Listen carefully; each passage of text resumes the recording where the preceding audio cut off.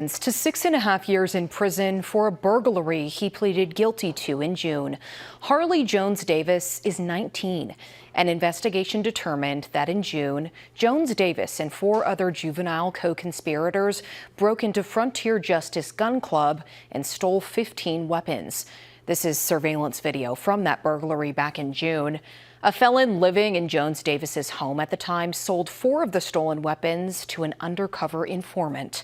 This case is part of the Project Safe Neighborhoods program that aims to reduce crime and gun violence and make our neighborhoods safer for everyone.